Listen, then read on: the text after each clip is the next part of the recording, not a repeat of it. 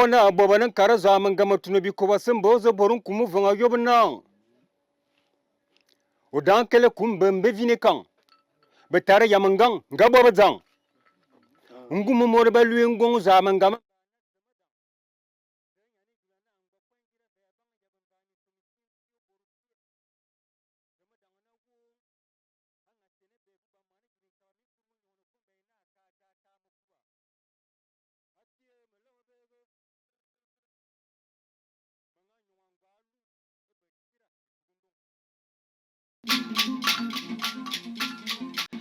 L'Omvet, lorsque vous entendez parler du Mvet, il s'agit d'un rite initiatique du peuple Ekan. Il s'agit d'un livre des livres, le livre de sagesse chez les Ekans. Cette sagesse qui a été consignée dans un livre en tant que parole du Créateur. Ce Créateur qu'on nomme Eyo, c'est cette voix qui a été entendue par Oyono Adangon. Oyono l'a intégrée, l'a assimilée et l'a transmis en tant que remède initiatique à ses disciples. Ces disciples que nous appelons aujourd'hui les diseurs en c'est pourquoi chaque diseur en au moment de dire l'Omvet, va d'abord prendre référence chez Oyono Adangon avant de déclamer sa généalogie jusqu'à Eyo. Eyo, c'est l'incréé. Son nom n'est pas à la portée des non-initiés. Il est effectivement réservé aux initiés comme les diseurs en Lorsqu'on dit l'Omvet, on le dit généralement dans un corps de gare. Le corps de gare, c'est cet temple-là qui initie les gens à la sagesse, qui initie les gens aux responsabilités sociétales, qui initie les gens et comment prendre soin de la progéniture, ça veut dire le devenir de la nation ou d'une communauté. Je vais dire le corps de gare, c'est là où on fabrique l'humain proprement parlant. Assis, ce sont des gens qui écoutent l'Omvet. Debout, c'est le diseur qui est en train de clamer son récit. Vous voyez que les gens qui sont assis autour du corps de gare ont en main des baguettes. Ces baguettes, on les appelle la Bipadia. Ce sont des accompagnateurs de chants, ce sont des accompagnateurs de récits, parce que les ancêtres disent que la création a été comme un chant. Même si aujourd'hui, on est tous d'accord que la création, ce chant a été inscrit dans un livre, des livres qu'on appelle chez nous l'Omvet, mais les gens qui accompagnent le diseur Omvet sont également inspirés des récits de Adangon. Ils viennent au corps de gare pour bénéficier de cette sagesse-là, pour que leur vie soit guidée comme étant des enfants de Dieu que nous sommes. L'Omvet est un instrument historique. Il nous rappelle, il nous enseigne tout ce qui se passe ou qui s'est passé au temps jadis, même avant que nous soyons nés. Aujourd'hui, il continue le fait. On sait comment on peut se marier, on sait comment on peut recevoir. Il réunissait même les clans. Tel que le raconte, et tels sont les parents. Donc le fait, pour nous, c'est un instrument historique.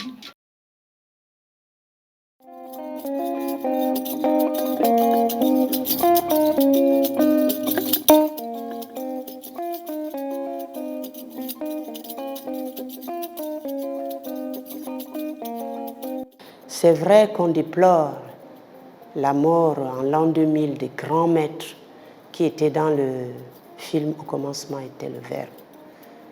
C'est vrai qu'aujourd'hui, avec la vie moderne, la scolarité de type occidental, c'est difficile que des disciples de Mvet aillent comme autrefois s'installer chez les maîtres pour apprendre le Mvet, parce que le Mvet s'apprenait comme ça.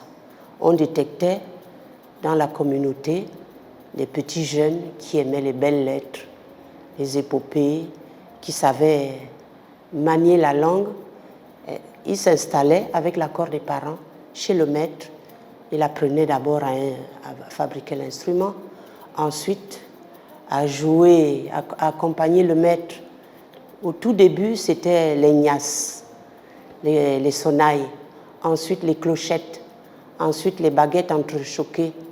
Mongon, c'est les clochettes. Bikpara, ce sont les baguettes entrechoquées. Tout ce qui accompagne, les instruments qui accompagnent la harpe. Donc il apprenait d'abord tout cet aspect musical. Ensuite, il apprenait maintenant à fabriquer des poèmes. Des poèmes, c'est de la dramaturgie. Mais il doit d'abord apprendre tout ce qui concerne la généalogie du joueur de mvet, de son maître, la généalogie du mvet, tout ce qui concerne la civilisation ékan. Il doit aussi s'initier à beaucoup d'autres rites, parce que c'est lui qui avait l'autorisation de vulgariser dans un corps de garde la connaissance ésotérique.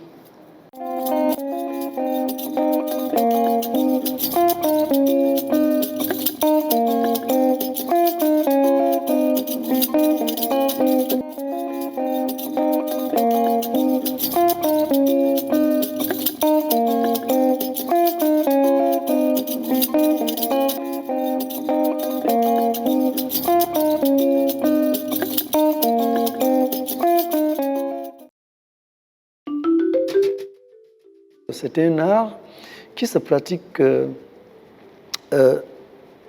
accompagné d'un instrument. L'instrument, on le qualifie de harpe sitar.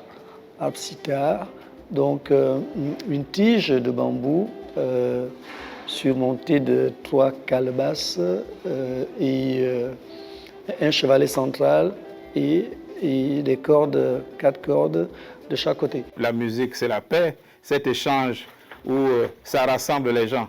Les messages qui sont véhiculés à travers les chansons de mvet apportent l'amour, apportent la paix, apportent la cohésion sociale.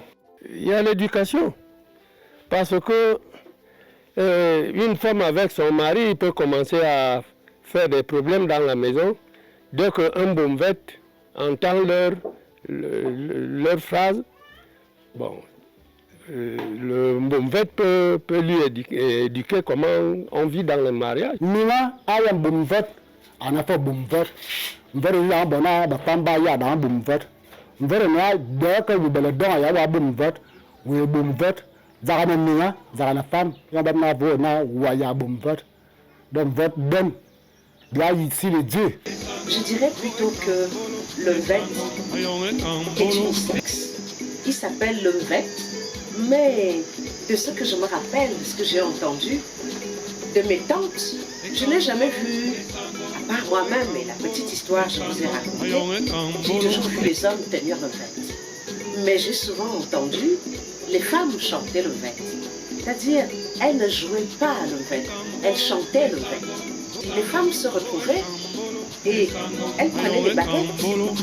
Elles ne jouaient pas le mvet, mais elles prenaient les baguettes de bambou et elles tapaient les baguettes de bambou et claquaient les baguettes de bambou et chantaient le mvet. Et quand elles chantaient le mvet, un peu comme le mot mvet, elles sont là, dans une assistance composée de femmes. Certaines écoutent, d'autres tapent et une chante et raconte le mvet. Les présents en termes de biens qu'on remettait au jour de fête ont été convertis aujourd'hui en termes d'enveloppe, en termes d'honoraires, en termes de cachets. Et ces cachets-là, il faut le reconnaître, sont consistants.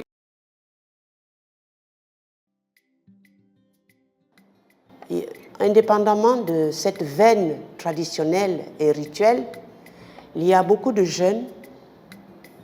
Il y a un nouveau genre qui s'appelle le slam, qui est né, où des jeunes s'approprient des thèmes du mvet pour vulgariser le mvet. Ce n'est pas mauvais, ce n'est pas mauvais, parce que toute civilisation qui ne se recrée pas, qui ne s'adapte pas, est appelée à mourir. L'omvet ne doit pas finir. Il faut toujours transmettre les autres. L'omvet. C'est pour cela que quand on me dit non, il ne faut pas que toi aussi tu pars comme tes anciens, partais sans laisser les relais. Toi aussi commence